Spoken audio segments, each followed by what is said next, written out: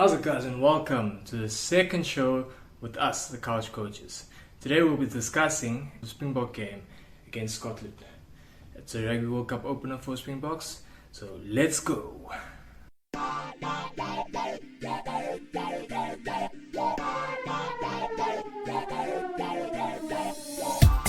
Welcome, guys. So Bjorn, but it's game day, World Cup opener for the Bokke. How are you feeling, brother?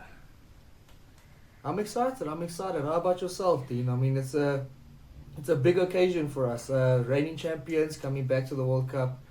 Exciting times. What about yourself? Yeah, but I'm very excited. It's a nice, tough game to start with. But in the World Cup, I think First versus fifth. Yeah, you need those tough games in the beginning just to get the team running and get the form going and the confidence going. So we've already read out the box team. Start. We already read out the box team in our last video, and in this time the Scottish team has been released. Let me go through that. You can tell me a few key points, key players there. At number 1 we have Piers Kuman. 2, George Turner. It's African born. Xander Ferguson. Richie Gray. Grant Gilchrist. Jamie Ritchie. Rory Dodge. Jack Dempsey. Ben White. Finn Russell. Duan van der Merwe. Sione Tuipulotu. Hugh Jones. Darcy Graham. And Blair Kinhorn. Anything you see there? Anything interesting? Well, I think off the bat you obviously get the 3 key battles for me would be Piers Kuman versus Frans Malherbe. Yeah. I think that's going to be an interesting battle in the scrums. Both are African boys, even though Piers at the moment is Scottish lad. That's going to be an interesting one. I think the scrum especially, I think I can still see Frans taking this one. But I think that's going to be a key battle. Another one for me is again, South African player would be Duan van der Merwe on the wing, opposite Cheslin Colby. Yeah. It's going to be an interesting battle, those two as well. Defensively, I think Cheslin's going to have to be up for it. Duan's obviously a big, strong lad. Yeah. Fast. He can play pretty much any style. He suits any style of play. He can catch high balls. Like I say, he's good at. He can run on the outside. So he's good at space. Good at taking the space. And then the third key battle for me would be the main one. I think it's the captain of Scotland, Finn Russell, versus Manie Libbok. I think it's going to come down to the kickers today. I think it's going to be a close one. So I think kicking is going to be very, very important. Yeah, for sure. And Finn Russell is very dangerous in open play. This one thing I worry about is that I hope this game doesn't get too loose, because I think that's where Duan van der Merwe also thrives quite a bit. You look back at that try against England.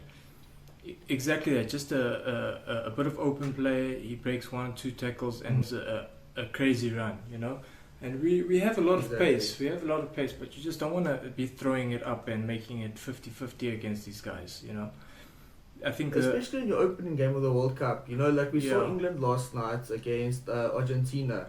Even though they went down to 10 men, they kept that World Cup style of rugby. Exactly. And it worked. I mean, George Ford's kicking game was absolutely excellent, and that's why I pinpointed the Finn Russell, Manie Libbok as probably the key aspect for this encounter, because I think the kicking battle is going to be so crucial to which team comes out in top in this one. Yeah, exactly. I think also not just the goal kicking, the tactical kicking. I think this type of game you wanna have the tutorial advantage as early as you can. I think I look at their forwards. I believe that we'll be going forward most of the time if we compare the two the forward packs. They are experienced guys, some big guys. 2 newish loose forwards. Rory Dodge with 11 caps, Jack Dempsey with 12 caps. For Glasgow, I don't particularly remember them doing anything too fantastic. So they're gonna struggle against Peter Steff and Jasper. Without a doubt. Yeah. I mean, Peter Steff was Player of the Year a couple of years back. He's still a high-level player. Exactly. I also think with Mostert moving back to the lock, I think we got a very mobile, strong but mobile pack. For sure. I agree with you. I see our forwards dominating the gain line the whole time. I see us. It's just going to be. I think it's going to be quite an easy one for the Bokke as regards to the forward packing. The forward pack goes. Yeah, if we're playing well, for sure. What's interesting is you see England's defensive system looked a lot like ours when they played. You see how effective that is in the World Cup when that hard press basically working from outside to in. Even they were down 14 to 14 men. The only way the Argentinians can play is to try and go to the middle. And if Scotland try that against us, they're going to come off second best. Our defensive structure, just like you said, just closing down that space and just making sure they can't use the outside channels. I think it's a very effective game plan. Yeah, for sure. An interesting stat regarding the Bokke versus Scotland. Yeah. The Bokke are actually on a 7-match winning streak at the moment against Scotland. So I think when you take that into consideration, and also where both teams are at the moment, I think this is going to be another one. I think that the Bokke are going to be comfortable. I think it's going to be quite close, but I think the Bokke will be comfortable victors in the end. I really do. Yeah, for sure. I do agree with you there. I think another interesting point to take into consideration is actually Dwayne Vermeulen starting on the bench. He was such an influential player at the last World Cup. I know obviously you have to start prioritizing youth and start looking at new players that can take over the reign. What do you think that we might lose, or something that maybe Jasper offers compared to the two? Like, if you compare the two players, what do you think the difference is between the two? One thing that I maybe worry about is Dwayne's prowess on the high ball. So taking up that position from kickoff, they usually will throw a box kick, and Dwayne is quite good under that. Jasper is okay, but not as good as that.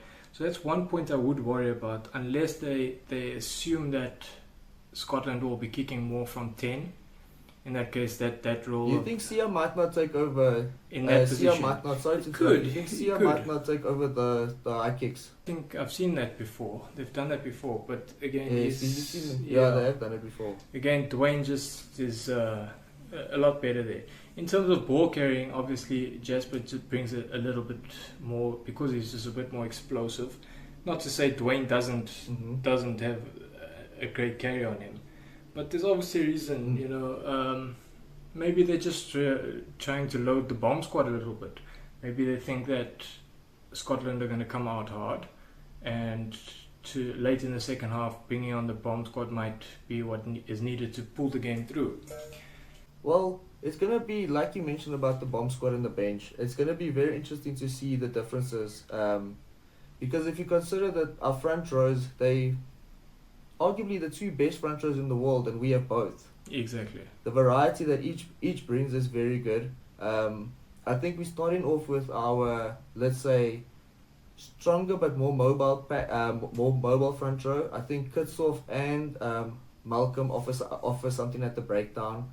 I think they've both proven that they can do turnovers, they can steal balls, they're very good on the ground. So I think that's a very interesting choice Nilma went with. And like you say regarding the bomb squad, I think once you bring on Ox and you bring on Trevor and you bring on Bongi, I think just the experience, the size and everything that they offer as well. There's just too much. And that's what they are. They're finishers. They're going to be finishers to the side today. And I see it. I just see, like, I agree with you. I think it's going to be a very good game, and I think South Africa are going to come out on top. Yeah. We were talking about just interesting. I was looking at the bench, comparing the bench to South Africa's. They don't look like they've got too much. But interesting. Vierpenal that we spoke about is still there, bro. 57 caps. He's still there. Still part of the squad. I thought he was a bit older, but he's still part of the squad. Also, I thought he might have been done by now, but the fact that he's still pushing on, I guess, is good for him. Yeah. But I agree with you. The fact that you mentioned that Vierpenal is still on the bench, and you compare that to what we have on the bench, we've just got too much firepower. I think we'll outmuscle them, we'll outplay them. Technically wise, we're also better than them. Yeah. Scotland are good though. Fifth in the world, they can definitely cause an upset, but I really do think our class will just come to the surface at the end, and we'll take this one. Yeah. Any type of particular game plan you'd like to see from the Springboks today? With our wings, I would like to see a more running game. I think with Mani as well, we should rely on that. Let's try stick to what we've been working on. Yeah. Continue with the game plans that our style that we've been working on over the last 4 years on the Jock. Yeah. I say just stick to the basics and go for it. Yourself? Yeah, I think first 20 minutes is going to be vital. I think. You think that play it safe? Yeah. Not too safe. Rugby. Not too safe. But so you don't really want to reveal all your cards before the Irish game. You know what I mean? So I think hopefully we're taking that confidence from the All Blacks game into this, which we should be, and just keeping a clinical, a good territorial game, and when we do have ball, not making mistakes. This discipline and discipline with ball in hand, I think, is very important for us today. And just basics is such an important aspect when it comes to the World Cup, because like you say, you want to keep it tight, you don't want to make big mistakes, and you definitely don't want to give away like soft penalties, all that type of stuff. So you want to just, or even handling errors. If you look at Argentina last night, I think they had 15 handling errors compared to England's 2. Ridiculous. And that's with an extra man on the field. Like, that's literally throwing away such a huge opportunity for yourself to top a group, or, you know, even now that Argentina put themselves really in the firing line. Exactly, but we don't want to be in that position going into the Irish game soon. Yeah, but I think everything's looking good. Yes, I think we just need to get our foot in the door. We need to start off strong and put our names out there again as title contenders for the World Cup. Exactly, and give all South Africans a good week. Yeah, especially with the load shedding. We've been dealing with it, trust me. It's been about 12 hours a day. Terrible. Can imagine. Yeah, but anyway. Another interesting point though is, sorry, before we go, Malcolm Marx. Yeah?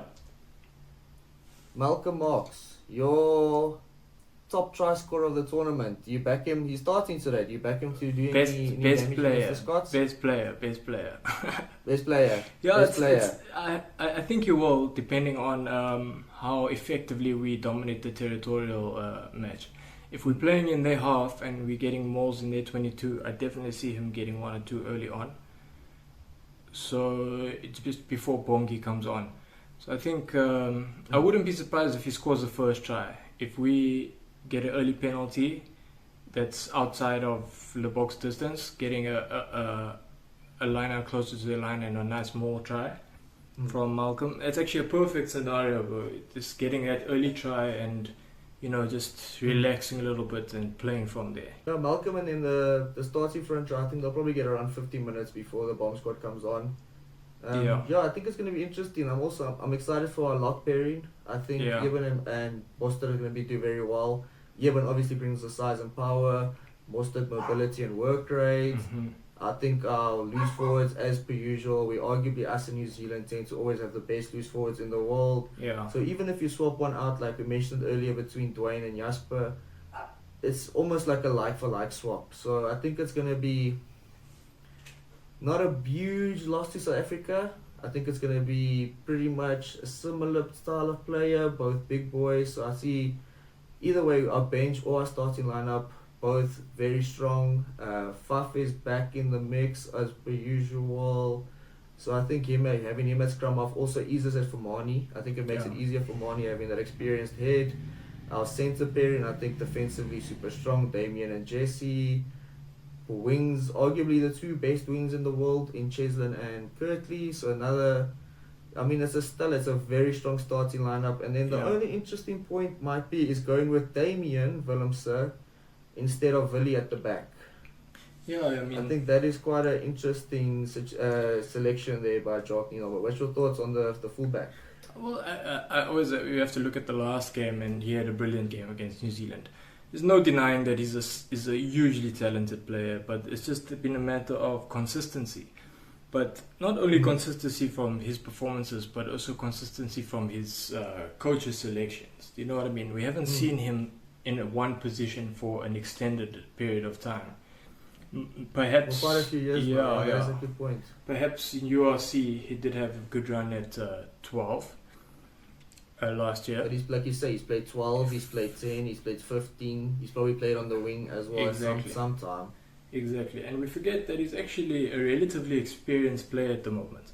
So I hope that he uses his opportunity now and does get an extended run in the position, because Willie is a bit older, and we have to be real that over the last few years, that when we do not playing well, Willie has become kind of a scapegoat that people do end up blaming. Do you know what I mean? Yeah. So That's true. They've done it a lot before. Exactly. So I'd like that position to be secure. You know how we felt when Percy Montgomery was there. 15 over the years has been a chop and change position until Willie took over for quite a long time. Yeah. So, but I think it's time to move on, and Damien Phillips is a perfect player. Let's just hope he puts his performances in and he gets elected in that position. I also think so. I think the fullback position for him is ideal. Yeah. I think at fly-half sometimes he struggled a bit with too much responsibility. Whereas I think at fullback he's allowed that freedom. He's allowed that freedom to play the game that he wants to.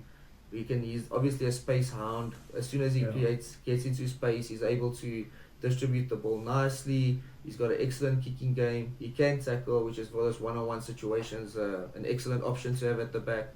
So I think it's time. I think Damien is ready to make the step up as the starting Bokke fullback. And his versatility will be a nice thing in the latter stage of the tournament when injuries do pick up. Also, game management, he's able to slot into positions where he needs to be.